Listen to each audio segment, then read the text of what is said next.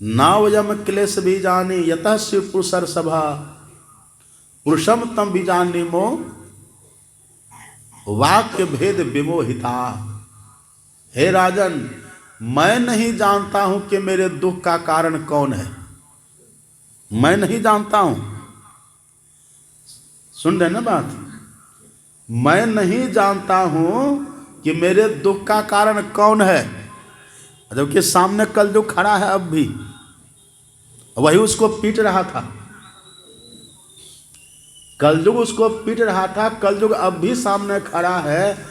लेकिन जब परीक्षित जी ने पूछा है कि आपको दुख किसने दिया है, ये धर्म कहता है न वयम क्लेश बीजानि, मैं इस दुख को देने वाले पुरुष को नहीं जानता हूं। वो धर्म ये नहीं कहता है कि हम कलयुग के कारण दुखी हैं। वो धर्म ये नहीं कहता है कि हम अपने कर्म से दुखी हैं। वो धर्म ये नहीं कहता है कि हम दुखी कैसे, हमको पता नहीं है। गीता में भगवान कहते हैं गहना कर्मणो गति। भागवत में लिखा है बलिष्ठा कर्मणा गति। मुंचा ज्ञानम प्रजारूपम, मुंचा ज्ञानम प्रजारूपम बलिष्ठो कर्मणा गति, बलिष्ठो कर्मणा गति। कर्म की गति बहुत बलवती है। कर्म की गति बहुत बलवती है, कर्म की गति बहुत गहन है। लेकिन हम कर्म से ही दुखी हैं ये नहीं कहा जा सकता।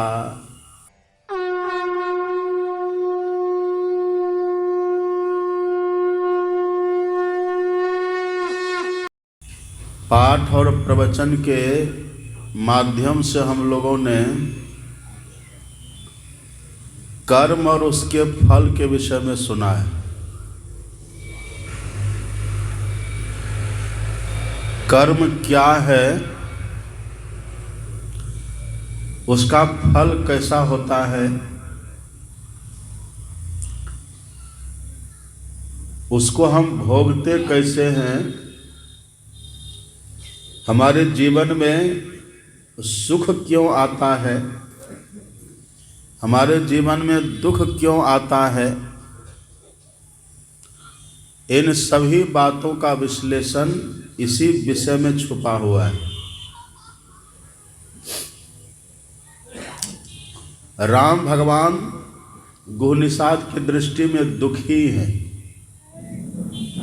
भगवान दुखी हैं। अकेले भगवान नहीं हैं, साथ में उनकी भार्या भी है सीता,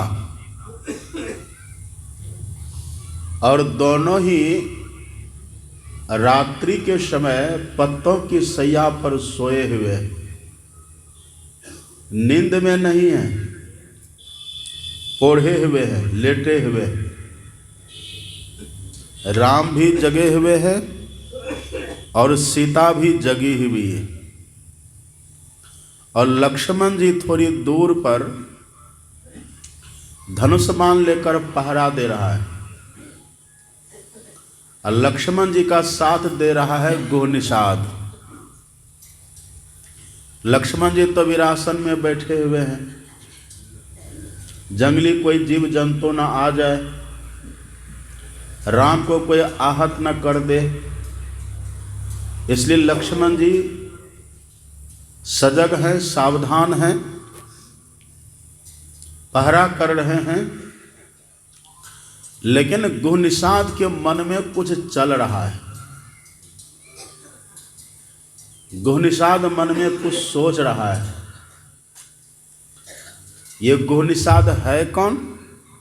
ये भगवान के सखा मित्र है। गुहनिषाद के मन में चल रहा है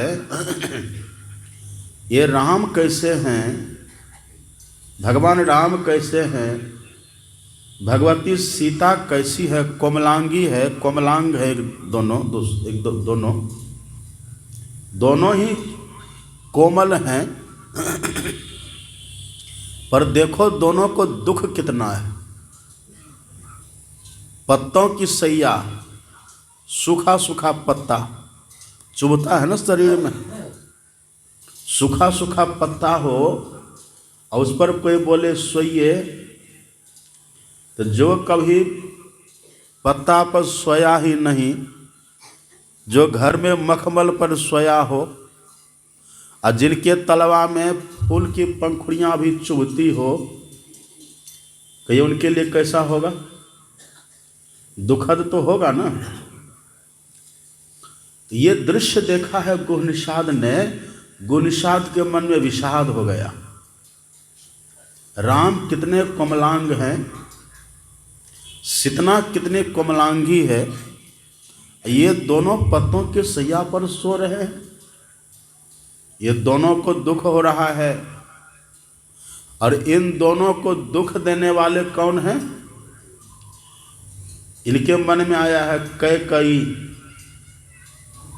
कैकई नंदिनी मंदमती, कठिन कुटिल पनु किहन, अजही रघुवीर जान के ही सुख अवसर दुख दिन। कैकई के कारण आज यहाँ दोनों को पत्तों की सैया पर सोकर दुखी होना पड़ रहा है। इसमें कैकई का हाथ है। मतलब ये हुआ, गुह निषाद ये कहना चाहते हैं कि राम और सीता को जो दुख हो रहा है ना, इनको दुख देने वाले कैकई है, दुख देने वाली कैकई है। और ये बात उन्होंने लक्ष्मण जी से कह दी कि लक्ष्मण देखो ना, इन दोनों को जो कष्ट हो रहा है ना, वो कैकई के कारण हो रहा है। इन दोनों को दुख कैकई के कारण हो रहा है। अब देखिए, गुह निषाद कह रहे हैं कैकई के कारण दुख हो रहा है, लेकिन लक्ष्मण जी ने गुह निषाद की बात को नहीं माना। गुह निषाद की बात को लक्ष्मण जी ने काट दिया। लक्ष्मण जी ने कहा, गुह निषाद तुम झूठ कह रहे हो, तुम गलत कह रहे हो। तब सच क्या है? बोले लखन मधुर मृदु बानी, ज्ञान वैराग भगति रस सानी। लक्ष्मण जी बड़ा मीठा बोले, बड़ा कोमल बोले, ज्ञान वैराग भक्ति रस में सनी बात को बोले। क्या बोले? लक्ष्मण जी ने क्या कहा? को न काहो सुख दुख कर दाता,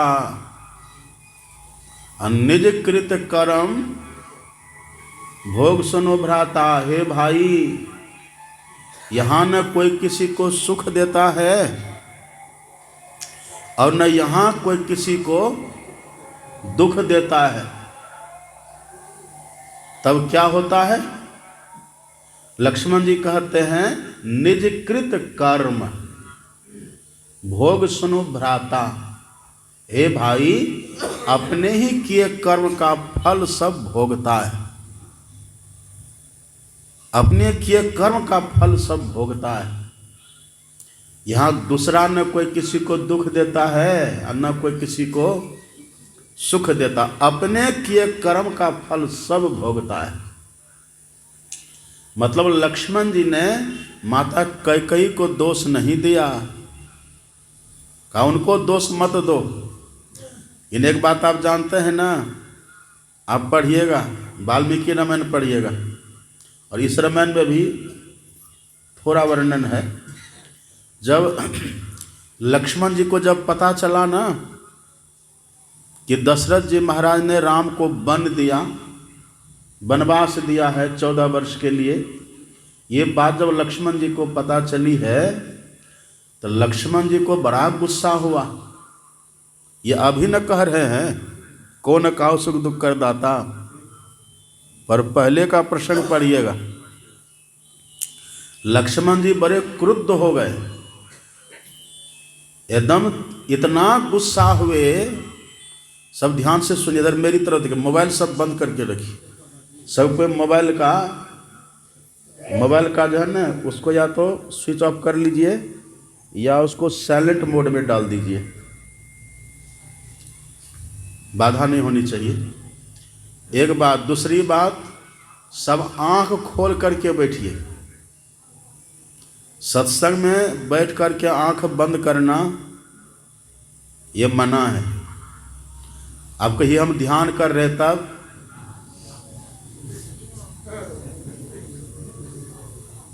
ध्यान भी नहीं करना है। चरित सुनहि कैसे तजी ध्यान, ध्यान को छोड़ करके सत्संग को सुनिए। हाँ, जप करते रहिए, जप करिए, जिनकी जो साधना की क्षमता है, योग्यता है, उसके अनुकूल अपना करिए। आंख खोल करके बैठिए, एक टक सब मेरी तरफ इधर देखते रहिए, मेरी तरफ देखिए। हो सके तो मन ही मन जप करिए, कुछ बोलिए मत, मोबाइल को साइलेंट कर दीजिए और खुद भी साइलेंट हो जाइए और तब मेरी बातों को सुनिए। हम जो कुछ आपको सुनाएंगे ना, अपनी कोई बात नहीं सुनाएंगे, संतों का कल्याणकारी ज्ञान जिससे कल्याण होगा वो बात सुनाएंगे। बहुत ध्यान से सुनिए। लक्ष्मण जी इतना गुस्सा में भरे, आपको पढ़ करके ये प्रसंग आश्चर्य लगेगा। लक्ष्मण जी ने तो यहां तक कह दिया भगवान के सामने, राम से इतना तक कह दिया कि भैया प्रभु आप जाइए, बैठिए राज सिंहासन पर, और मैं अभी कैकेयी और उसके वशवर्ती राजा दशरथ दोनों को कैद कर लेता हूं। अच्छा, दशरथ जी कौन है? पिताजी है उनके, पूजनीय पिताजी है। राम भगवान भाई है, और एक ही माँ का दोनों नहीं है, सौतेला है। पिता एक है पर माँ अलग अलग है ना, सौतेला भाई है। लेकिन लक्ष्मण जी को प्रेम कितना है, स्नेह कितना है। लक्ष्मण जी कहते हैं कि हे राम आप जाइए, बैठिए सिंहासन पर, और हम देखते हैं आपको राजा कैसे बन भेजते हैं। हम कैकेयी को देख लेंगे, अभी हम जाते हैं कैकेयी और राजा दोनों को कैद कर लेते हैं। तमा गए हैं लक्ष्मण जी, तिलमिला गए क्रोध के मारे। तब भगवान ने कहा लखन शांत शांत शांत हो जाओ, और ऐसा बोलने में तुम्हारी जिह्वा नहीं गल गई। ये तुच्छ राजपद के लिए, वैभव के लिए तुमने पिताजी के लिए इतना भला बुरा कह दिया। अरे तुमको राजगद्दी चाहिए, तुमको राज सिंहासन चाहिए, जाओ तुम बैठो। मैं भरत भैया को मना करके, जो पिताजी ने भरत को दिया है ना, वो राज सिंहासन में तुम्हें दिला देता हूँ। तुमको भूख है राजपद की, तुम पिताजी का भेलना करते हो, पिताजी का अपमान करते हो। देखिए कितना डांटे थे, डांट दिया ना भगवान। गुरु कुम्हार शिष्य कुंभ है, गढ़ी गढ़ी काढ़े खोट, अब भीतर हाथ सहार दे बाहर मारे चोट। चोट दिए और सही बात का बोध करवा दिए कि देखो यहाँ कोई किसी को सुख दुख। वही लक्ष्मण जी को बोध हो गया है अब। तो जो वहाँ तिलमिलाए थे ना, जो तमतमाए थे कैकेयी और दशरथ के ऊपर, कैकेयी का नाम लेकर के गुहनिषाद कह रहा है। इनको सपोर्ट कर देना चाहिए कि सही तुम कह रहे हो, क्योंकि पहले तो इनका विचार वही था ना। इन देखिए अब ये बदल गए। क्यों बदल गए? ये ज्ञान इनको पहले नहीं था, लेकिन अब ज्ञान हो गया है। कैसे? भगवान की कृपा से।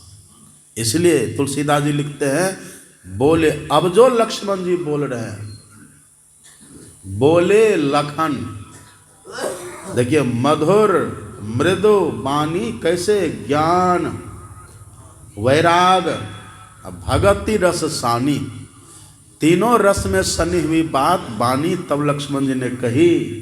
हे गुहनिषाद को न काहू सुख दुख कर दाता, निज कृत करम भोग सुनो भ्राता।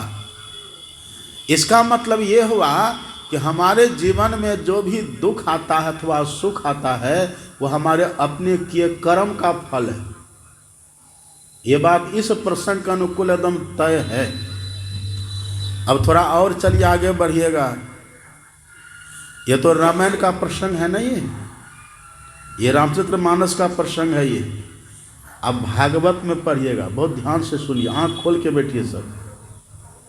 भागवत में पढ़िएगा, जब पांचों भाई पांडव चले गए, स्वर्गारोहण किए, चले गए स्वर्ग, पांचों भाई पांडव, तो परीक्षित का राज्य हो गया, परीक्षित वहाँ के राजा बने। एक दिन परीक्षित के मन में होता है कि पिताजी जो हमारे पूर्वजों ने जो हमें कुछ दिया है उसका दर्शन करना चाहिए और पूर्वजों के दिए हुए धरोहर को बढ़ाना चाहिए। तो हम चलते हैं, अपने पूर्वजों के दिए हुए वैभवों का दर्शन भी करेंगे और चतुरंगिनी सेना लेकर हम चलते हैं, दिग्विजय भी करेंगे। तो परीक्षित जी चले। चलते चलते जब बहुत दूर चले गए हैं परीक्षित जी, तब एक दृश्य वहां देखा है परीक्षित जी ने। क्या देखा है?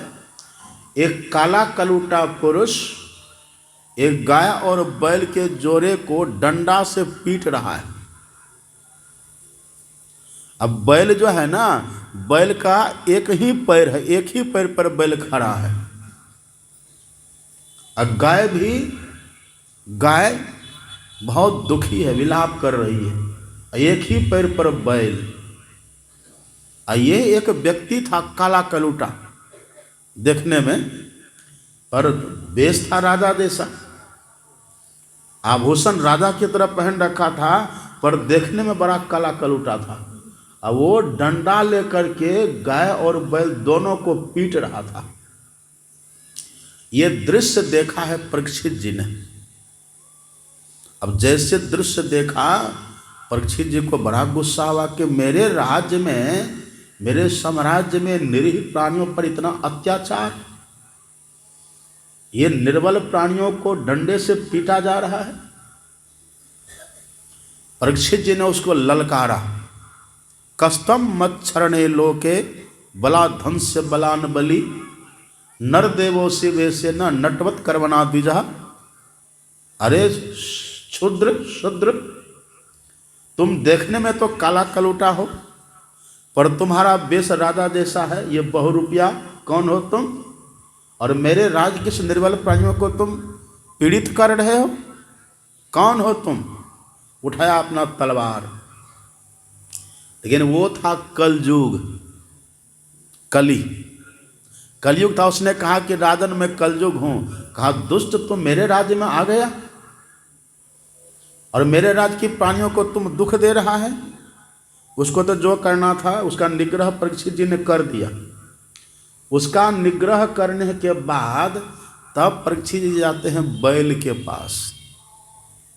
अब बैल का 4 पैर होता है ना, बैल का 4 पैर होता है, लेकिन वहाँ एक ही पैर था बैल का, 3 पैर कट गया है। परीक्षित जी ने देखा, पूछा कि आपका ये 3 पैर क्या हो गया? आप एक ही पैर पर खड़े हैं और कितना कष्ट, कितना दुख आपको हो रहा है। कौन है आप? अच्छा, वो बैल था कौन?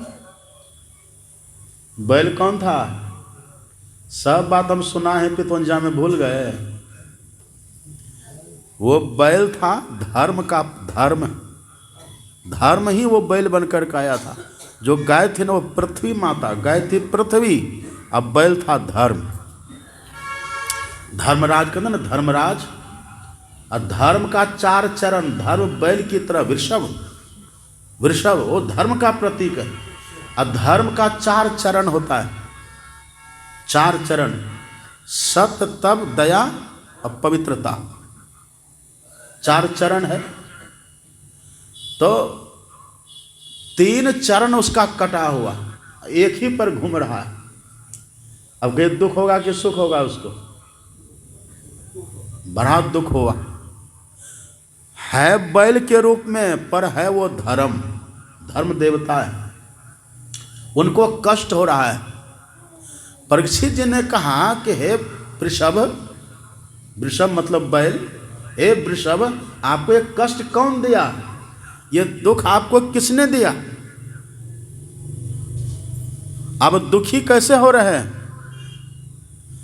ये जब कहा, आप पढ़िएगा भागवत में, वहीं पर धर्मराज ने बोला, ये बैल के रूप में कौन है? धर्मराज, धर्म है।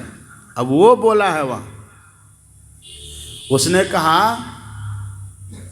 हे राजन, नावयम क्लेश बीजानी यतः शिव पुरुषर सभा पुरुषम तम बीजानी मो वाक्य भेद विमोहिता।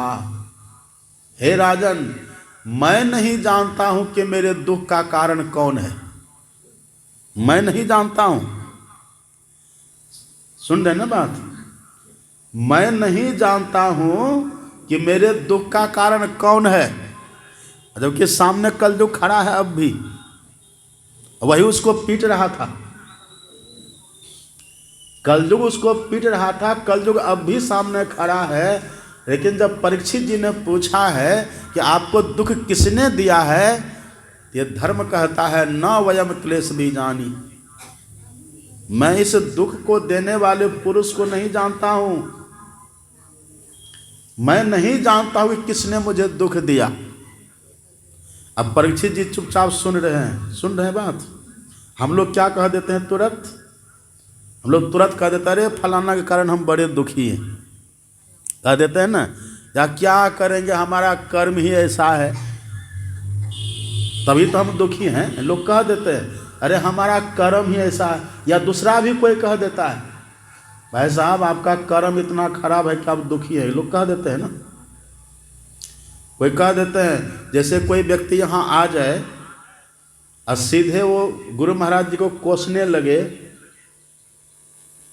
कि हम दुखी है, आपके सानिध्य में हम हैं तब भी दुखी हैं, आपके रहते हम दुखी हैं, कह सकते हैं ना। तो आप वहाँ क्या कहिएगा? है आप गुरु महाराज को दोष दे रहे, आपका अपना कर्म का ठिकाना है, कह देते हैं कि नहीं? आपका भाई साहब कर्म इतना खराब है कि आप दुखी हैं, हम लोग कह देते हैं। देखिए धर्म क्या कह रहा है? धर्म कह रहा मैं नहीं जानता हूं। वो धर्म ये नहीं कहता है कि हम कलयुग के कारण दुखी हैं। वो धर्म ये नहीं कहता है कि हम अपने कर्म से दुखी हैं। वो धर्म ये नहीं कहता है कि हम दुखी कैसे, हमको पता नहीं है, हम नहीं जानते। इसलिए आप पढ़िएगा गीता में, गीता में भगवान कहते हैं, गहना कर्मणो गति, है ना। भागवत में लिखा है, बलिष्ठा कर्मणा गति, मुंचा ज्ञानम प्रजारूपम, मुंचा ज्ञानम प्रजारूपम बलिष्ठो कर्मणा गति, बलिष्ठो कर्मणा गति। कर्म की गति बहुत बलवती है, कर्म की गति बहुत बलवती है, कर्म की गति बहुत गहन है। लेकिन हम कर्म से ही दुखी हैं, ये नहीं कहा जा सकता, ये नहीं कहा जा सकता है। अब मान लीजिए हम रोड पर चले जा रहे हैं, हम रोड पर चले जा रहे हैं, अचानक से किसी गड्ढा में मेरा पैर पड़ा और गिर गए, फ्रैक्चर हो गया, हम दुखी हुए कि नहीं? अच्छा एक बात कहिए, यदि वहीं हम ठीक से चलते तो गिरते? अगर अच्छा से चल, हम लोग रोड में चलते हैं ना, कभी काल कार से जब सफ़र करते, दूर की सफ़र करते, चलते रहते रोड में, तो कभी काल बिल्ली रास्ता काट देती है, तो आप लोग क्या करते हैं? बिल्ली जैसे रास्ता काटा, अब डर जाते, घरे लगता कोई घटना घटने वाली है, बिल्ली ने मानो सूचना दे दी कि कोई घटना घटने वाली है, तो लोग क्या करते हैं, कितने को तो हम लोग देखते हैं कि वो गाड़ी रोक देगा, अब प्रतीक्षा करते कोई पहले पीछे से आकर के गुजर जाए, आगे पहले चले जाए तब पीछे हम जाएंगे, ये लोग करते ना प्रतीक्षा। और यदि कोई नहीं आते हैं, कुछ समय बीत जाता है ना, तब हम लोग देखते हैं कितने वो क्या करते हैं, खड़े खड़े वहाँ गाड़ी से उतर जाएंगे और अपना जूता चप्पल ऐसे दूर फेंक देते हैं, जहाँ से बिल्ली गुजरते हैं उसके पार फेंक देते हैं, पहले चप्पल को फेंक देते, जूता को फेंक देते, फिर चलते। अब कितने को हम लोग क्या देखते हैं, जैसे बिल्ली को देखेगा ना तो शीशा में ऐसे करेगा, क्रॉस का निशान लगा देगा ऐसे, देखे ऐसे क्यों करते हैं? इसीलिए कि ऐसे करने से भी दोष कटेगा, या कोई पहले चला जाए अब बाद में हम जाएं तब भी दोष कटेगा, या हम जूता चप्पल फेंक दें तब भी दोष कटेगा। लेकिन हम लोग वो नहीं करते। हम लोग क्या करते हैं, हम लोग कहते हैं बस सावधानी से गाड़ी चलाओ, सावधानी से गाड़ी चलाइए। कई बार हम लोग देखते हैं, कई बार बिल्ली रास्ता काट देती है पर कुछ नहीं होता। सावधानी से चले, जहाँ ब्रेक लगाना वहाँ ब्रेक लगाए, जहाँ स्लो करना वहाँ स्लो किए, जहाँ स्पीड वहाँ स्पीड कर दिए, जहाँ दाएं बाएं सब कुछ करते हुए आराम से देख करके चलते, कुछ नहीं होता। अब कभी काल न कोई बिल्ली आती है, न कोई छींकता है, कुछ नहीं होता है और एक्सीडेंट कर जाता है। देखें, अब क्या कहिएगा यहाँ। ये धर्म, ये बैल कहता है कि राजन हम दुखी क्यों हैं, हमको इसका पता ही नहीं है, क्योंकि पिटने वाला सामने खड़ा है, कलयुग सामने खड़ा है, लेकिन ये कह रहा है हमको दुखी कौन कर रहा है, हमको पता ही नहीं चल रहा है। देखिए कैसा अद्भुत है। और वही धर्मराज ने एक श्लोक कहा है, भागवत में आप पढ़ेंगे, एक श्लोक कहा है धर्मराज ने। श्लोक में उसने कहा केच, हे राजन केचिद विकल्प वासना अहोरात्मन आत्मन दैव मन्ये परे कर्म स्वभाव परे प्रभुम। ये बहुत सुंदर श्लोक में, जब इसको हमने पहली बार जब पढ़ा इस श्लोक को, बहुत अच्छा लगा, एकदम हृदयंगम हो गया। इस श्लोक का अर्थ है, उस धर्म ने, वृषभ ने कहा कि हे राजन हमें दुखी कौन कर रहा, दुख हमें कौन दे रहा है, इसका हमें पता नहीं है, लेकिन दुख पाने का कई कारण वर्णन है। कहाँ? धर्म ग्रंथों में कई कारण वर्णन है। हाँ, उसमें एक कारण यह भी है, दैव्य मन्ये परे कर्म। कर्म, हमारे दुख पाने में अनेक कारण है, जिसमें एक यह भी है कर्म। और दूसरा क्या है, देखिए कुछ व्यक्ति को देखिएगा दुखी होने का उसका स्वभाव होता है। देखिए कभी कभी कुछ ऐसे व्यक्ति होते हैं, उनका दुखी होना स्वभाव बन जाता है। वो कभी हंसेगा नहीं, कभी मुस्कुराएगा नहीं, कभी खुश मिजाज से बात नहीं करेगा। वो हर बात में दुखी ही होगा, हर बात में। दूध लीजिएगा, दूध पीजिएगा, ना बेकार दूध क्या, दही खाइएगा, ना ना बेकार, दही भी नहीं खाएंगे। तो क्या खाइएगा, सब्जी, ना वो भी नहीं, ना, उसका स्वभाव हो गया। कोई अच्छी बात कह दे तब भी मुंह लटका हुआ है, कोई बुरी बात कह दे तब भी मुंह लटका हुआ है। मतलब हर बात में कुछ व्यक्ति ऐसे होते हैं, किंतु परंतु निकाल करके वो दुखी होते ही होते हैं। उनको कुछ भी कह दीजिए दुखिए रहेंगे, उसका स्वभाव बन जाता है। वही यहाँ ये वृषभ का तो स्वभाव, कुछ व्यक्ति का स्वभाव होता है दुखी होना। उसके चेहरा पर हंसी कभी नहीं देखिएगा, हमेशा देख उसका चेहरा मुंह लटका हुआ, एकदम उसका स्वभाव बन गया। उसको देखिए अच्छा मकान में रहता है, समय से भोजन भी बढ़िया मिल जाता है, उनके बाल बच्चे भी अच्छे हैं, अच्छी कार में घूम भी रहा है, अब फिर भी देखिए तो दुखी है, खिन्न है। वो कभी मुस्कुराता ही नहीं है, उनका स्वभाव ऐसा हो गया, स्वभाव ऐसा हो गया। और फिर ये कहते हैं, वृषभ, धर्मराज ने कहा, वृषभ ने कहा, हे राजन कुछ व्यक्ति तो अपने दुख का कारण अपने को ही समझ लेता है ना। हमारे अपने दुख का कारण हम खुद हैं। और गांव घर में लोग कहते भी है ना, जब दूसरों के लिए गड्ढा खोदोगे तो गिरेगा कौन उसमें? गड्ढा खोदेंगे हम दूसरों के लिए तो पहले कौन गिरेगा? हम ही ना गिरेंगे। हम किसी दूसरे को कीचड़ देना चाहते तो पहले किसको लगेगा? अपने को लगेगा ना। तो कुछ लोग ऐसे होते हैं जो अपने को ही अपने दुख का कारण समझते हैं। वो दूसरे को नहीं मानते, अपने को समझते हैं। और देखिए, और सबसे बड़ी बात क्या कहते हैं ये धर्म, ये वृषभ, प्रभुम प्रभुम स्वभाव म परे प्रभुम ईश्वर। कभी काल कुछ व्यक्ति ऐसे होते हैं जिनका कर्म भी अच्छा है,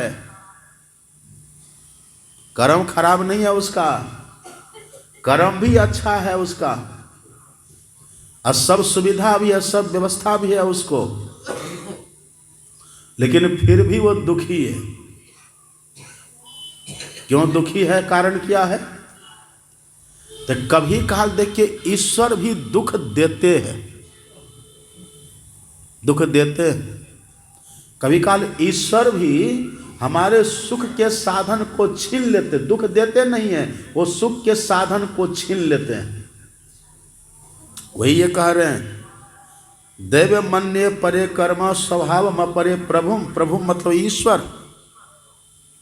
कभी काल व्यक्ति के सुख के साधन का हरण कर लेते हैं ईश्वर। ईश्वर हमको सभी सुख का साधन हर करके हमें दुखी कर देते हैं। क्यों ऐसा करते हैं? हमारा न कर्म खराब है, हमारी सब व्यवस्था ठीक ठाक है, फिर ईश्वर ऐसा क्यों कर किए? भगवान ने ऐसा क्यों किया?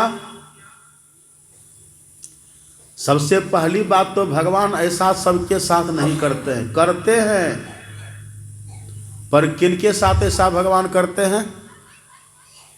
सुन रहे मेरी बात को सब? किनके साथ करते हैं? लिख पढ़िएगा, लिखा है भागवत में, भगवान खुद ही कहते हैं। भगवान कहते हैं यस्याहम् अनुगृह्णामि, भगवान कहते हैं जिन पर मैं विशेष अनुग्रह करता हूं, अनुग्रह कृपा करता हूं, जिस पर मैं विशेष कृपा करता हूं, तो करता क्या हूं? हृष्ये तद्धनम सनहे। भगवान कहते हैं उसके धन का मैं हरण कर लेता हूं। अचानक से आप देखिएगा कोई करोड़पति है, वो खाकपति मतलब रोड छाप हो जाता है, करोड़पति से रोड छाप हो जाता है, सब कुछ है व्यक्ति के पास, पर ऐसी कोई घटना घटित हो जाती है उसका सब कुछ बर्बाद हो जाता है। नहीं हो जाता है? हरिश्चंद्र का नाम मैंने प्रातःकाल में भी कहा था ना।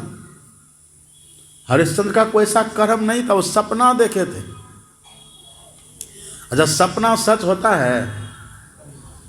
हरिश्चंद्र जी सो रहे थे, सोए हुए थे और सपना देखे। वो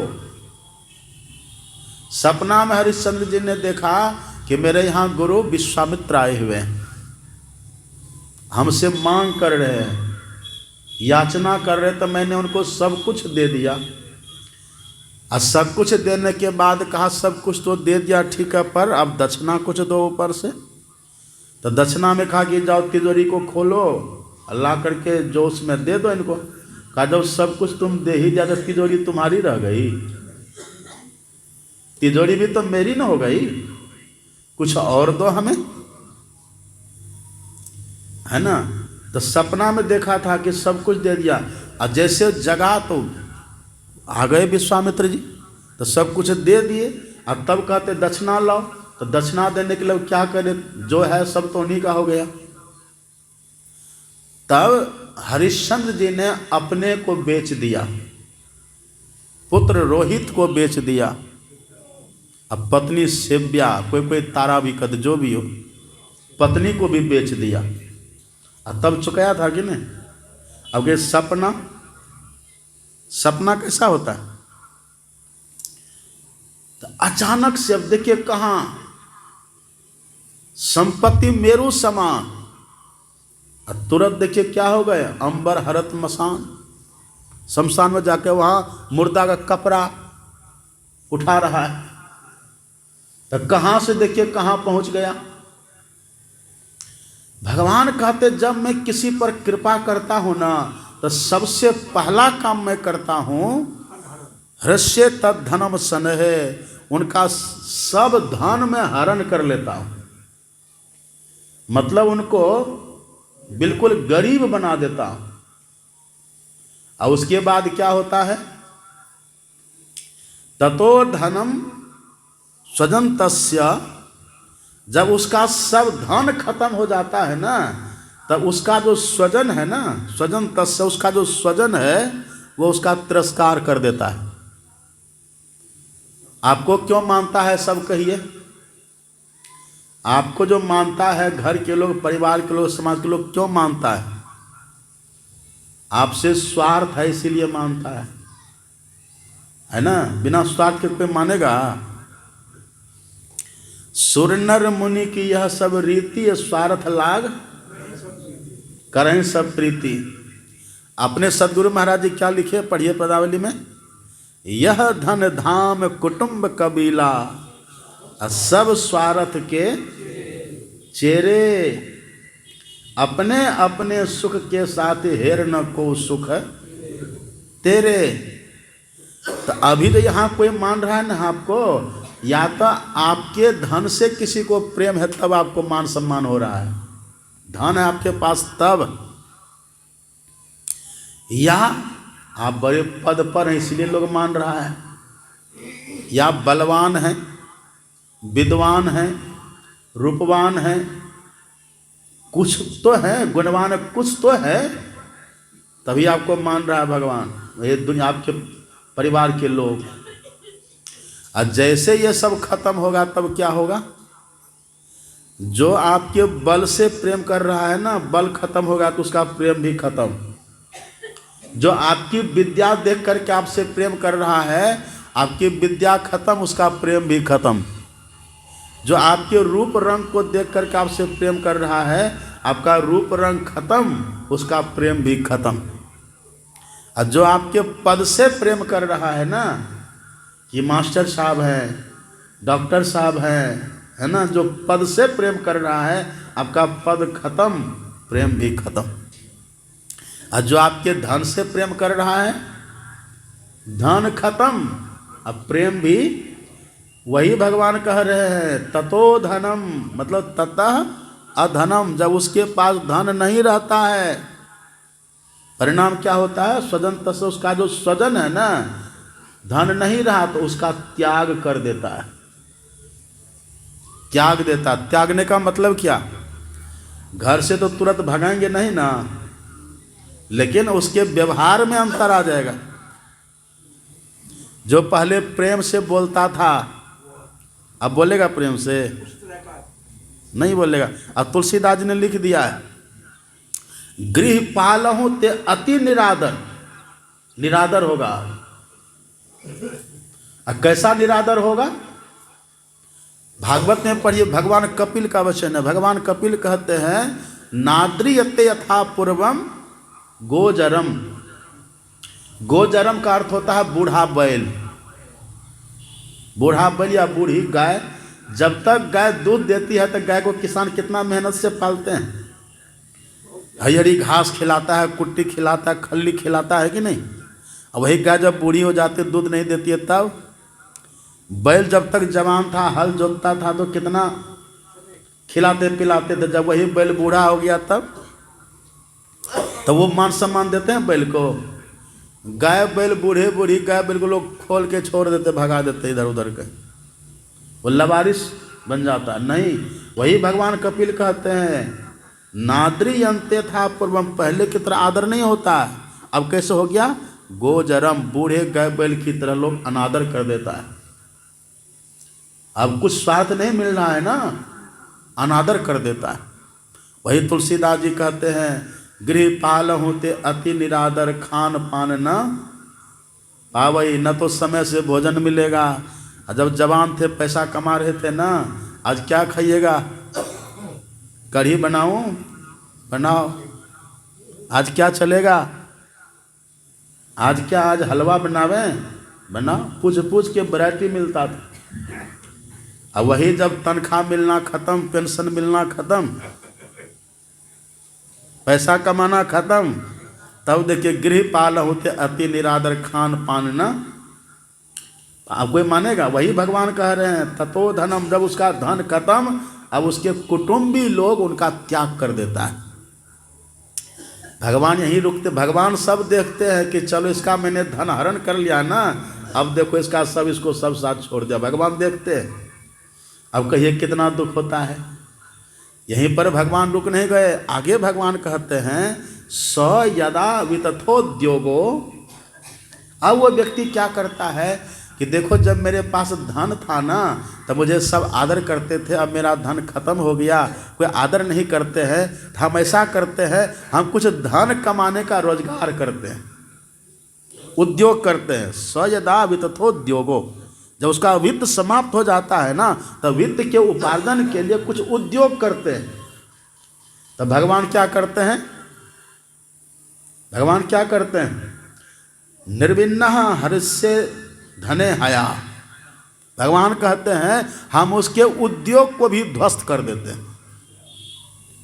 निर्विन्नः, हम उनके उद्योग को भी ध्वस्त कर देते हैं।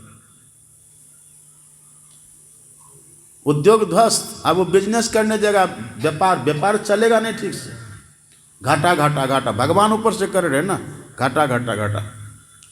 अब उद्योग करते करते, धन कमाने का प्रयत्न करते करते उसका सब प्रयत्न भी असफल हो जाता है। ये सब कौन कर रहे हैं? उनका कोई कर्म खराब नहीं है, समझ रहे हैं बात? का कोई कर्म खराब नहीं है, भगवान उनको उन पर विशेष कृपा कर रहे हैं। धैर्य रहेगा उस समय। कितना कठिन काल देखिए होता है। पहले तो सब धन हरण कर लिया आपका, इसीलिए कहा रघुपति भगति करत कठिनाई। भगवान का दर्शन इतना आसान है। भगवान का दर्शन पिया दूर पंथ महारो झीनो, मीरा कहती है सोच पग धरु जतन से बार बार डिग जाए। हे विधना कैसी रच दीन, ये विधाता की कैसी रचना है, ये बड़ा विलक्षण है। भगवान कहते हैं मैं उनके उद्योग को भी ध्वस्त कर देता हूं। लेकिन एक बात देखिएगा, ये सबके साथ भगवान ऐसा नहीं करते, सबके साथ ऐसा नहीं। जिनको भगवान कुछ देना चाहते हैं, विशेष कृपा जिन पर करना चाहते हैं। अब विशेष कृपा का मतलब क्या हुआ? विशेष कृपा का मतलब उनको 84 लाख योनियों से बचाना चाहते हैं, जन्म मृत्यु से बचाना चाहते हैं, अपना दर्शन जिनको देना चाहते हैं, उनके लिए बात है। आप घबरा मत जाइएगा कि हमारे साथ न ऐसा हो जाए। इसके लिए बड़ा पात्र सुपात्र बनना पड़ता है। वो बरभागी है जिनके साथ भगवान ऐसा करते हैं। भगवान कहते हैं उनका मैं उद्योग भी ध्वस्त कर देता हूं। अब जब उद्योग भी ध्वस्त कर देता हूं तब भगवान कहते हैं मत प्रह कृत मैत्रस्य,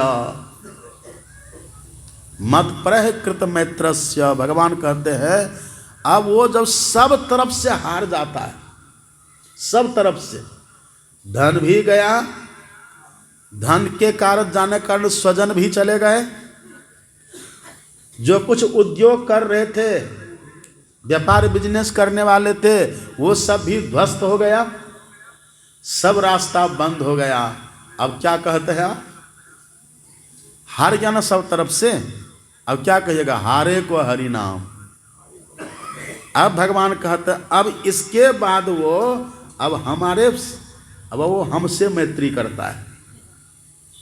इतना जब बेलना उसको बेलवा देते हैं हम, तब वो सब तरफ से हार करके अब भगवान ही जो करे। ये लोग कहते हैं ना अब भगवान की जो कृपा, अब वो क्या, अब उसका मन कहाँ जाएगा? कहिए, स्वजन के पास जाएगा? सुन रहे हैं बात? आंख खोल के बैठिए, इधर मेरी तरफ देखिए। अब उसका मन स्वजन के पास जाएगा? क्यों नहीं जाएगा? क्योंकि स्वजन ने उनका पहले अनादर कर दिया, तिरस्कार कर चुका है। उसका मन उधर लगेगा? उसका मन उधर से हट गया। अब कुछ करने में उसका मन लगेगा? जो हमने कुछ प्रयत्न भी किया था सब बेकार व्यर्थ हो गया। उधर मन लगेगा? नहीं लगेगा। अब जब वो बैठेगा भजन करने के लिए, अब कहिए उसका मन किधर लगेगा? आम व्यक्ति तो पागल हो जाएगा। उसकी बात ये नहीं है। जिन पर विशेष कृपा भगवान करना चाहते, विशेष कृपा। तुलसीदास जी की जीवनी पढ़िए ना। तुलसीदास जी इतने पत्नी लंपट थे। तुलसीदास, उनके जीवन के प्रारंभिक दौर की कथा पढ़िए। पत्नी के चलते तुलसीदास जी ने सबको छोड़ दिया। छोड़े हैं कि नहीं? पत्नी के चलते तुलसीदास जी ने सबको छोड़ा। अब पत्नी में इतनी आसक्ति थी तुलसीदास को, पत्नी जब चली गई है ना मायके, तब पत्नी के वियोग में बड़ा दुखी हुआ। भादों का महीना, आधी रात में घर से तुलसीदास जी चल दिए पत्नी के पास, ससुराल चल दिए।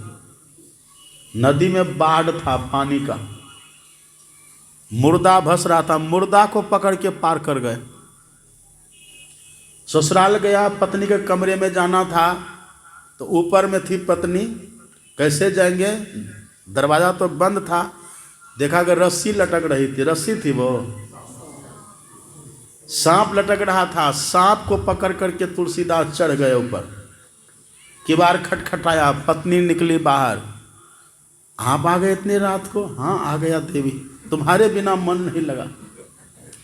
तुम्हारे कारण मैंने सबको छोड़ा, तुमसे मैं जुड़ा, अब तुम जो छोड़ करके आ गई ना देवी, अब तुम्हारे बिना मेरा मन नहीं लगा। तो ऊपर कैसे आ गए? किवाड़ तो हमने बंद करके रखा है। अरे इधर एक रस्सी लटक रही थी, रस्सी को पकड़ करके आ गया। पत्नी ने डिबड़ी जलाई, रोशनी किया, अब देखा तो रस्सी थी, सांप था। पत्नी का शरीर सिहर गया। कहा यदि ये काट लेता अभी तो क्या होता? मेरा सुहाग मिटता कि नहीं? आप अभी रहते? आप ये हड्डी चमड़ी से इतना प्रेम करते, अगर इतना प्रेम आप राम से करिएगा ना, आपका कल्याण हो जाएगा। उपेक्षा हो गई ना, तिरस्कार थोड़ा हो गया ना। यही बात की चोट लगी तुलसीदास को। अब देखिए, सबसे टूट करके जुड़े थे किन पर? पत्नी से जुड़े थे। अब पत्नी भी जब दुत्कार दिया है, अब चल दिए, अब कोई नहीं रहा। चले गए चित्रकूट, उधर कहाँ कहाँ वो गए हैं, उधर बनारस कहाँ कहाँ गए, उधर चले गए। और उसी जन्म में उनको पहले कौन मिला? पहले भूत मिला।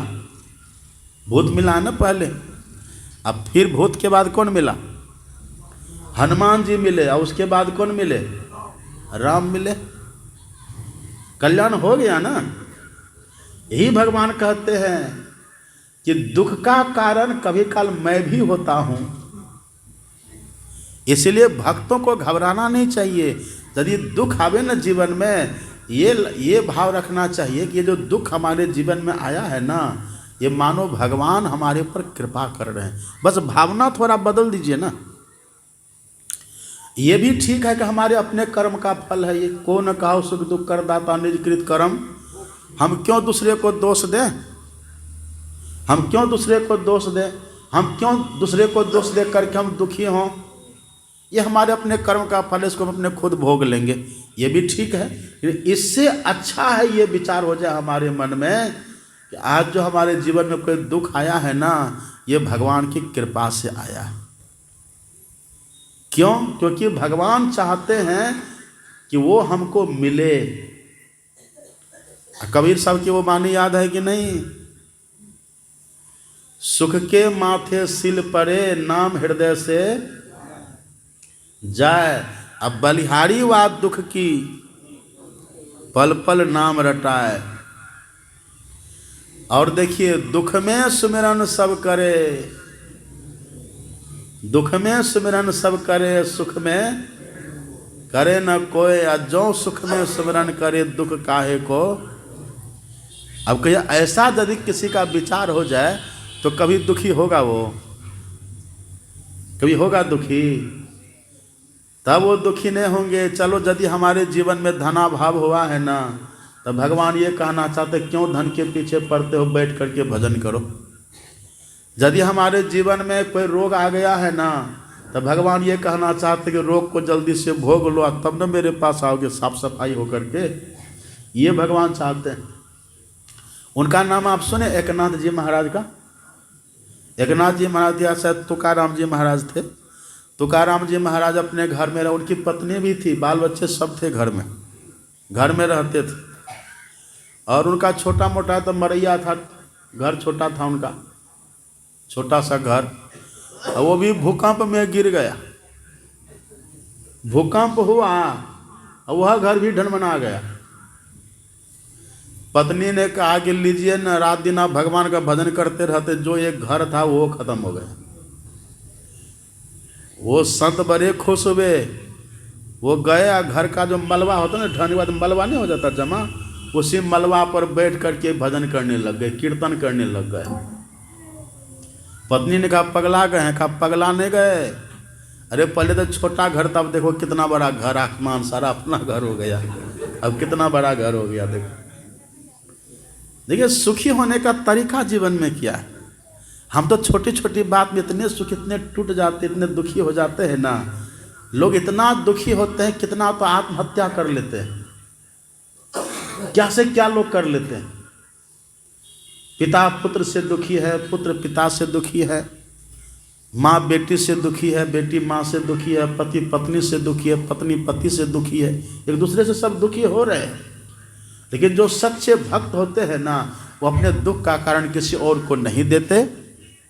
और यदि दुख का कारण किसी को देने का मन उनका होता भी है ना, कहते भगवान ने हमको प्रसाद दिया है, भगवान की कृपा से मिला है, भगवान हमको अपना दर्शन देना चाहते हैं, भगवान हमसे भजन कराना चाहते, क्योंकि दुख में तो भजन होता है, दुख में सिमरन सब करे, दुख में तो होता है। तो ये बात को सोच करके वो सुखी हो जाते हैं। ये सब तो है दुनिया में हम कैसे जिए, अपने अपने मनोभाव को, अपने चिंतन को, अपने विचार को हम निगेटिव न करें, पॉजिटिव बना करके रखें, उसके लिए सब है, उसके लिए सब है कि हम सुखी रहें। लेकिन एक बात कहिए, ध्यान से सुनिएगा एक बात, इधर से जाइए, इधर से जाइए ना, इधर से जाइए। श्री सद्गुरु महाराज की, अब सुनिए थोड़ा और, ये सब विचार दिमाग में रखिए कि जो हमें सुख दुख मिल रहा है ना, अपने किए कर्म का फल है। जो हमें दुख मिल रहा, मानो भगवान कृपा करके दे रहे, हमें अपना दर्शन देना चाहते हैं, हमें बहुत बड़ा लाभ देना चाहते हैं, हमें सुखी करना चाहते हैं, हमें वो अपना बनाना चाहते। आप उसको हिला दिए, हिल गया, थोड़ा आगे हट के रहिए।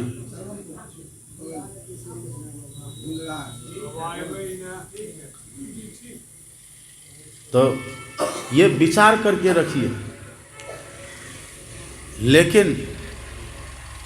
लेकिन हम बहुत दुख में रह करके भी सुखी, विचार से तो हमेशा नहीं रहिएगा, विचार से तो हमेशा नहीं रह पाएंगे ना। उसके लिए क्या करिए, एक ऐसा कोई मजबूत आधार हमको मिल जाए। उसके लिए कहते हैं, वेद भगवान का वचन है, वेद भगवान कहते हैं नान्यो भेदः कदाचन। यदि हमारे जीवन में दुख है तो समझ लीजिए दुख है पाप का परिणाम। ठीक है, वो ईश्वर कृपा हम मान ले, ईश्वर की कृपा से भी ये सब दुख जीवन में आता है, हम अपने भी, हमारा स्वभाव भी होता है, वो सब ठीक है। लेकिन अभी का सूत्र क्या कह रहा है, को न काहु सुख दुख कर दाता, निज कृत कर्म भोग सुनो भ्राता। यदि हम दुखी है जीवन में, ये हमारा अपना क्या हुआ पाप है। और जैसे अभी दुखी है ना, हम भविष्य में और ज़्यादा भी दुखी हो सकते हैं। तो केवल भावना ही करेंगे तो उससे नहीं न होगा, भावना करेंगे, संतोष करेंगे, ईश्वर पर सौंपेंगे तो थोड़ा मन में सुकून मिलेगा, तसल्ली आएगी। लेकिन हम बिल्कुल दुखों से उबर जाएं, उसके लिए क्या करना होगा? उसके लिए करना ये होता है कि हम कर्म के मंडल को ही पार कर जाए, हम कर्म के क्षेत्र को ही पार कर जाए, हम दुख के स्थान को ही पार कर जाएं। ये कैसे होगा? ये होता है एकमात्र ध्यान करने से होता है। कैसे होता है ये? एक जगह सत्संग करने के लिए हम गए ना, तो एक वक्ता कह रहे थे कि यदि ध्यान करने से पाप कट जाता है तो रामकृष्ण परमहंस जी को कैंसर कैसे हो गया? सुने हैं ना, उनको कैंसर हुआ था रामकृष्ण परमहंस जी महाराज को, गले में कैंसर हो गया था, बड़ा भयंकर, रक्त और पीप हमेशा बहते रहता था। रामकृष्ण परमहंस जी महाराज को, संत थे, कैंसर देखिए उनको हो गया। और जगत गुरु शंकराचार्य जी महाराज के लिए पढ़िएगा, कौन रोग हुआ था सब जानते हैं, उनको भगंदर का रोग हो गया था। इतने बड़े संत, बिना ध्यान के कोई संत बनते हैं? बिना ध्यान के कोई संत नहीं बनते। ध्यान की पराकाष्ठा, ध्यान की सिद्धि ही संतत्व देती है। तो वो संत हैं, फिर भी देखिए कितना कैसा रोग हो गया। बहुत तरह की बातें हैं। एक थे पूज्यपाद मोती बाबा, सुने उनका नाम?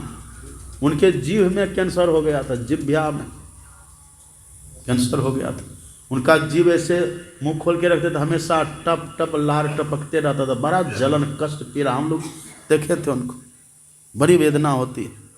अब बहुत ध्यान करते तो घंटों ध्यान पर बैठे रहते थे। आप सुनिएगा, रामकृष्ण परमहंस जी महाराज को कैंसर था, पर वो दुखी नहीं हुए कभी। और अपने सदगुरु महाराज जी को हर्निया था, जानते हैं कि ना आप? हर्निया, सदगुरु महाराज जी को हर्निया का रोग हुआ था।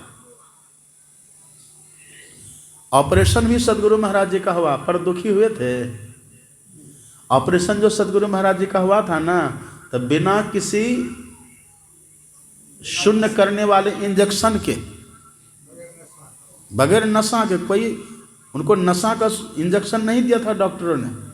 जैसे हम लोग को लोग भोत कर देते ना, बेहोश करके तब ना ऑपरेशन करते हैं। गुरु महाराज जी को बेहोश नहीं किया था, ऑपरेशन जो किया था गुरु महाराज जी का हर्निया का, बिना बेहोश किए। हैं? आखिर बेहोश करता है कि नहीं? हाँ, तो पार्ट वाइज होता है ना, अलग अलग अंग को वो भोत कर देते हैं। अब यही होता है ना। तो विज्ञान तरक्की कर रहा है, पर भोत तो करना ही पड़ता है ना। पर गुरु महाराज जी का जब ऑपरेशन हो रहा था ना, तब गुरु महाराज जी को डॉक्टरों ने कहा था कि सरकार हम आपको बेहोश करके तब ऑपरेशन करेंगे। कहा बेहोश कैसे करोगे? कहा नशा का इंजेक्शन देंगे। तब की बात है ये। सदगुरु महाराज जी ने कहा था कि देखो जी, हमने नशा के नाम पर आज तक एक कप चाय भी नहीं पी है, और अब हमको नशा का इंजेक्शन दो, नशा की सुई लगाओ, ये तो ठीक नहीं है। कहा तब कैसे ऑपरेशन होगा? कहा ऑपरेशन करना, पर नशा मत देना। अब देखिए ध्यान का फल। और यहाँ भावना हम करेंगे कि मेरा ऑपरेशन हो रहा है, हम सुखी हो, तो हो सकेंगे? यहाँ भावना काम आएगा? यहाँ ध्यान का बल चाहिए। अब गुरु महाराज जी का ऑपरेशन होने लगा, ऑपरेशन थिएटर में लेगा, ऑपरेशन होने लगा, आंख बंद कर लिए सदगुरु महाराज। और हर्निया में बहुत बड़ा ऑपरेशन होता है, काटना पड़ता है ना, एक आध बित्ता लगभग काटना पड़ता है, चमड़ा, सभी तह चमड़ा को काट करके तब ना वहाँ जाते हैं बिना इंजेक्शन के। अभी हम लोग सुई चुभे, कांटा चुभे तो दर्द होगा कि नहीं? वहाँ काट दिया, उनके पास जो औजार था उसे काट दिया। वहाँ आप ठीक ठाक कर रहे हैं।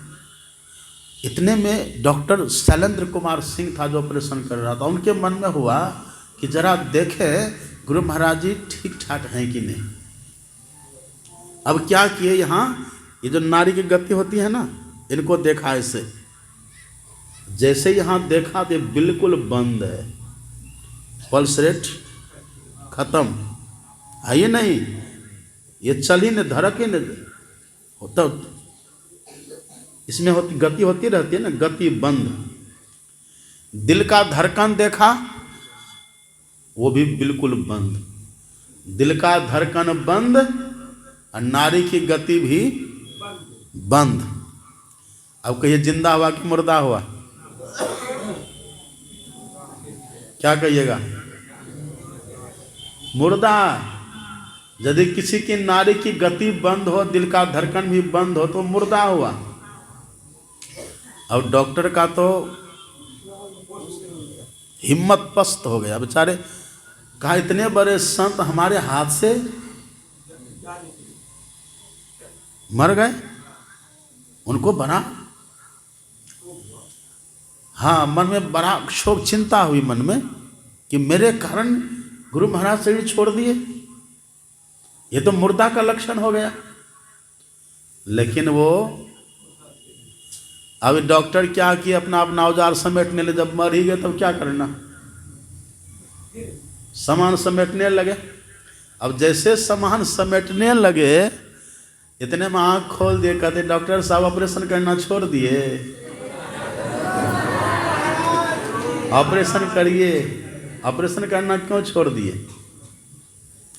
यह ध्यान का फल। यहाँ भावना बनाइएगा, कोई काटे तो भावना बनेगी। देखिए ध्यान में कितना ताकत है। यही वेद भगवान कहते हैं, यदि शैल समंग पापंग विस्तरण बहु योजनम भिद्यते ध्यान योगेन नान्यो भेदा कदाचन। नान्यो भेदा कदाचन। ध्यान के समान पापों का भेदन करने वाला कभी कुछ नहीं हुआ है। देखिए एक बात सुन लीजिए, कर्म का जो फल है ना, कर्म का फल आता है जीवन में, वो नष्ट नहीं होता।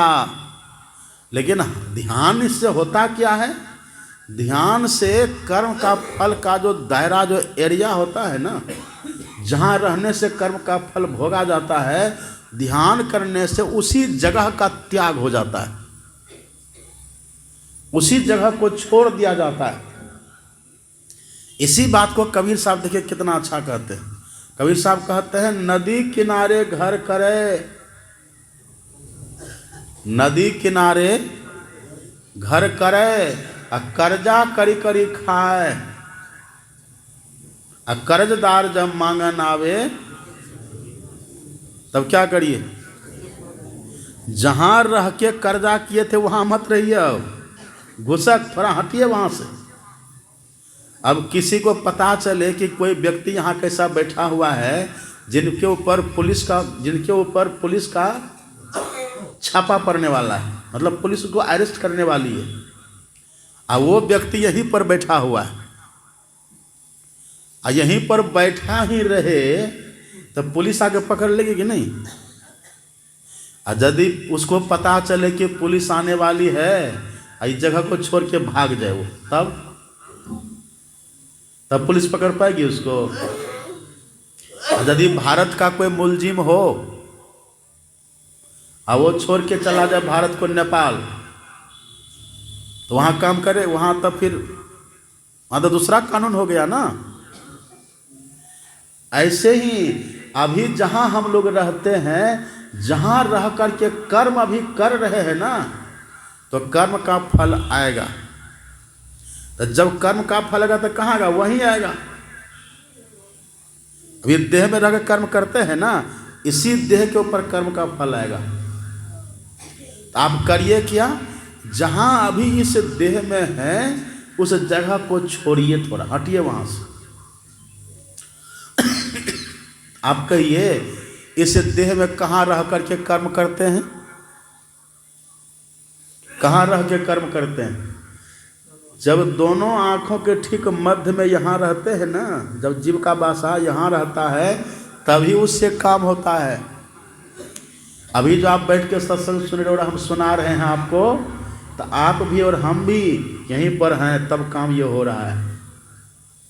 कोई चोर है, चोरी करेगा यहीं पर रह करके, डाका डालेगा यहीं पर रह करके, है ना, हिंसा करेगा यहीं पर रह करके, नशा करता यहीं पर रह करके, यहीं पर रह के कर्म होता है। यहाँ पर है तो स्थूल देह में हम जगे हुए हैं, कर्म कर रहे हैं। अब कर्म का जो फल होगा ना, वो इसी देह पर इसी समय आएगा कर्म का फल। तो हमको क्या करना है? यहाँ से थोड़ा खिसक जाना है। किधर खिसकिएगा? इधर खिसकिएगा तो पकड़े जाइएगा। इधर तो रोज खिसकते हैं, अभी यहाँ हैं, और जब सोने लगेंगे ना, सपनावस्था आते ना सोने में, तो सपनावस्था में जीव का वासा यहाँ हो जाता है कंठ में, और गहरी नींद में जीव का वासा हृदय में हो जाता है। जागृत स्वप्ने तथा जीवो गच्छत्या गच्छते पुनः नत्रस्थम जागृतम विद्यात कंठे स्वप्नं समाविशेत सुसुप्तं हृदयस्थं तुतुर्यं मूर्धनि संस्थितम। जब तक हम जगे हैं, दोनों आँखों के मध्य में हैं, सपनावस्था में कंठ में रहते हैं, गहरी नींद में हृदय में रहते हैं।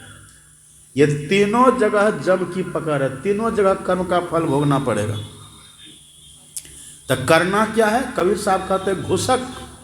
घुसक किसको कहते हैं? घुसक। घुसक का मतलब क्या होता है? घुसक का मतलब घसक। घुसक का मतलब क्या हुआ? घसक। और घसक का मतलब क्या हुआ? घसक का मतलब जहां आप हैं ना, उसको छोड़ करके बगल हो जाइए। जैसा आप यहाँ क्या कहते हैं? घसकिए जरा, उधर घसकिए, कहते ना, घसकिए जरा सा। अब घसकिए का मतलब भागना नहीं होता है, घसकिए का मतलब दौड़ना नहीं होता है, घसकिए का मतलब बस जहाँ है जरा सा वहाँ से हटिए, जरा सा। जरा सा मतलब क्या? कितना जरा सा? जरा सा कितना? जहाँ आप और हम हैं अभी, वहाँ से जरा सा खिसकिए, जरा सा। जरा सा कितना? एक बाल उखाड़ लीजिए, एक बाल माथा का उखाड़िए और उसका 1000 भाग करिए। 1000 भाग कर पाइएगा? लंबाई में नहीं, चौड़ाई में। चौड़ाई में करिए। देखिए, संत धीरज लाल जी महाराज कहते हैं, जो अपने सदगुरु महाराज जी के पहले हुए संत मत को समझाने वाले, उनका वचन है, राह गई है बड़ी झीनी है साधो नैन नगर से, नैन नगर में घोर अंधियारी, सतगुरु ज्ञान सफिनी है साधो। अब देखिए ये क्या कहते हैं, वामग सुरति सरकी जब जावे, सरक। कबीर साहब कहते घुसक, कबीर साहब कहते घसक, और ये कहते सरक।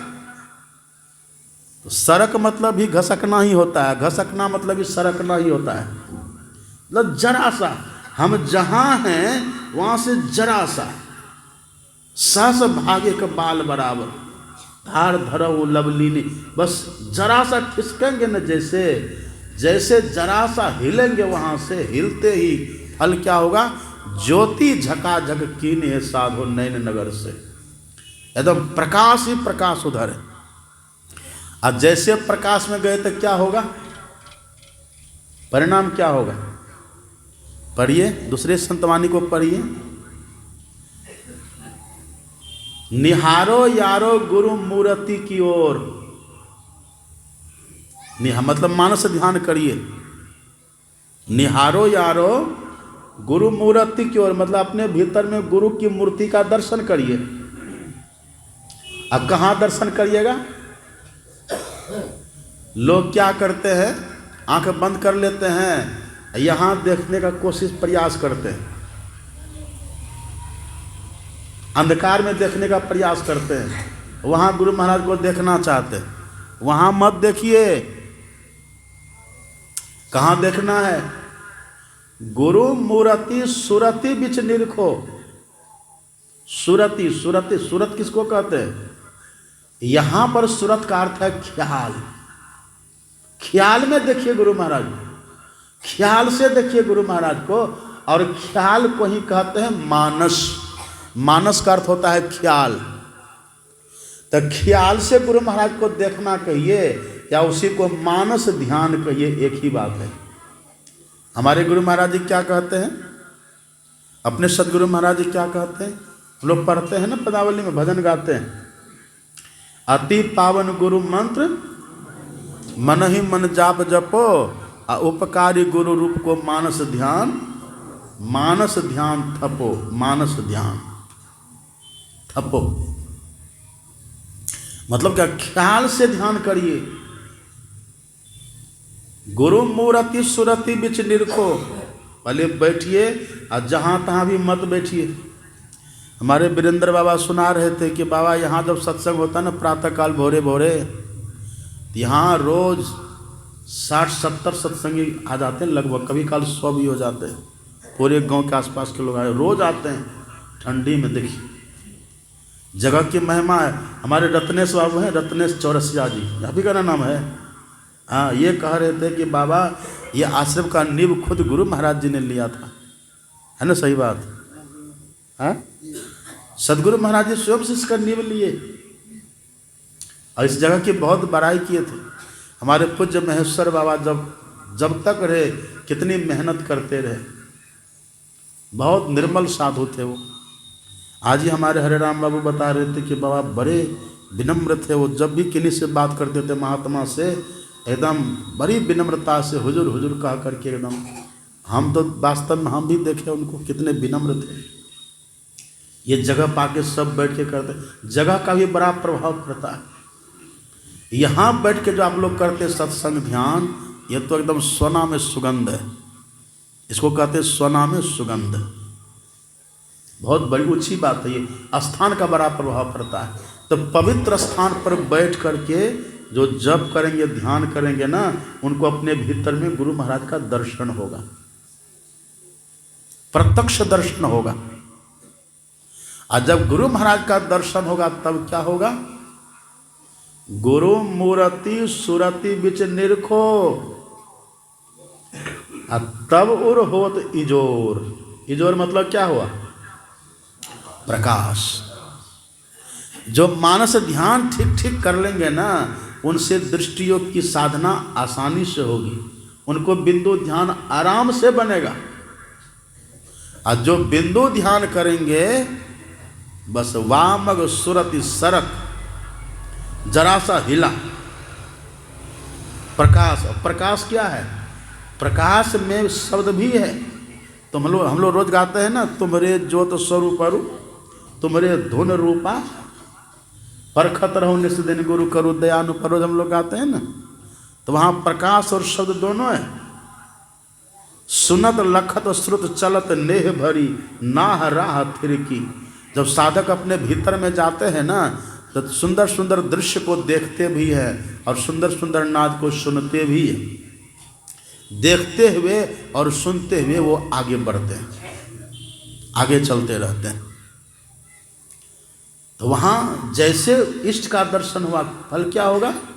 तब उर होत इजोर, वामग सुरति सरकी जब जावे, ज्योति झकाझक की। वही ज्योति है पानी की तरह, घुसक नदी में, जब घुसक नदी में चले जाएंगे। अब फल क्या होगा? ये देख कहते हैं छूटत कर्म, तार सब टूटत, फूटत कठिन कठोर। जो कठिन कठोर जो दंड आने वाला था ना जीवन में, अब उससे बच जाएंगे। हमारे सदगुरु महाराज जी का ऑपरेशन हुआ, डॉक्टरों ने क्या कहा कि मर गए उनके विचार में। पर गुरु महाराज जी क्या बोले? अरे अब लोग ऑपरेशन करना छोड़ दिए। तो सदगुरु महाराज जी क्या किए थे? जहां थे वहां से निकल गए उधर। अब कहाँ चले गए उधर? उधर कहाँ चले गए?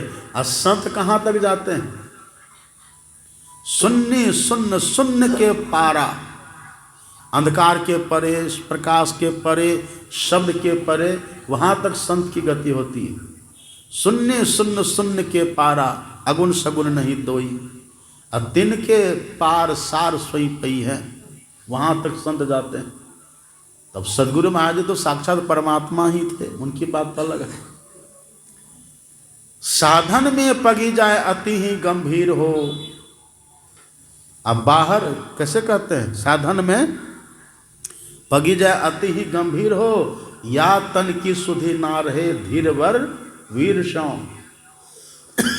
सांझ भोर दिन रैन कछु जाने नहीं, अरे हारे में ही बाहर जरबत रहे माही चेतन सही। भीतर से पूर्ण ज्ञान की अवस्था पर बाहर में जड़ की तरह रहते हैं। अब उनके जीवन में इस देह पर कितना भी दुख आ जाए उनको कोई फर्क नहीं पड़ता है।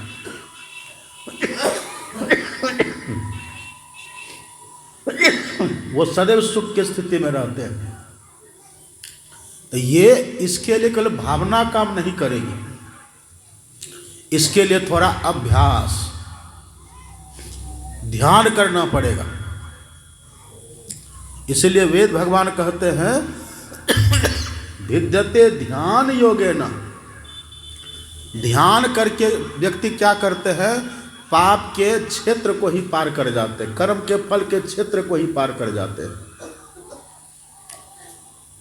बस अब देह में है, कितना भी दुख आ जाए, कबीर साहब कहते घुसक नदी में जाए, अपने भीतर घुसक जाइए, इस देह में कुछ भी होता रहे कोई फर्क नहीं पड़ता है। यही उपाय है। भगवान राम को देखते हैं न, गोनिषाद को लगता है कि राम दुखी है, पर राम दुखी थे। राम भगवान तो मुस्कुरा रहे थे, सीता भी प्रसन्न है, मुस्कुरा रही है, उनको दुख नहीं है। क्योंकि राम ब्रह्म परमारथ रूपा, अविगत अलख अनादि अनुपा, तो साक्षात ब्रह्म है। यही कर्म का फल जीवन में आता है। तो पहले तो हमारा विचार ऐसा होना चाहिए कि चलो हमारे अपने किए कर्म का फल है, भोग रहे हैं, कोई बात नहीं है। या फिर ईश्वर ने कृपा करी हमारे ऊपर, ईश्वर कृपा करके हमें कोई दुख दिए है, मानो वो हमें अपना दर्शन देना चाहते हैं, कोई बात नहीं, हम भोग लेते हैं इसको। ये सब भाव बनाइए, विचार बनाइए। लेकिन भावना से ही काम नहीं चलेगा, इसके लिए बैठ करके ध्यान करना है। अब कौन ध्यान करना है? 3 प्रकार का ध्यान। ये मैंने कहा ना, पहला मानस ध्यान, और दूसरा बिंदु ध्यान, और तीसरा नाद ध्यान। ये तीनों ध्यान के द्वारा हम बिल्कुल कर्म मंडल सबको पार करके, जरावरण को पार करके, सभी स्थूल को, सूक्ष्म को, कारण महाकरण सबको पार करके जो सच्चे साधक होते हैं वो चेतन मंडल में चले जाते हैं। वहाँ कर्म का फल कहाँ से रहेगा? अपना दर्शन हो जाता है। कर्म वही स्वरूप ही चिन्ह है, अपना दर्शन हुआ, कोई कर्म की बात ही नहीं है। अब जब तक दुनिया में रहेंगे, वो दुनिया में जब तक है तब तक जीवन मुक्त कहलाएंगे। जीवन में है लेकिन जीवन मुक्त है वो, और जब देह छूटेगी तो विदेह मुक्त हो गए। इसी तरह से जो जीवन में रहते हैं उनका जीवन सुखमय होता है, कल्याणमय होता है। हम लोगों को बस यही गुरु महाराज की कृपा तो है ही है, संतमत की दीक्षा विधि तो सबको मिली हुई है ही है। जितना भी दुख सुख जो जीवन में आवे, अपने किए कर्म का फल समझ करके अथवा ईश्वर की कृपा समझ करके उसको भोगते रहे, लेकिन साथ में सत्संग नित्य और ध्यान नित्य रहिए, करत संलग्न हो। अब व्यभिचार, चोरी, नशा, हिंसा, झूठ तजना चाहिए। 5 पापों को छोड़ करके रहे हम लोग, और सत्संग ध्यान प्रतिदिन करते रहे। एक दिन ऐसा आएगा कि हम सभी बंधनों को, कर्म के बंधनों को पार करके पूर्ण सुखी हो जाएंगे और हमारा जीवन शाश्वत हो जाएगा। अब देखिए, सर्दी का समय है,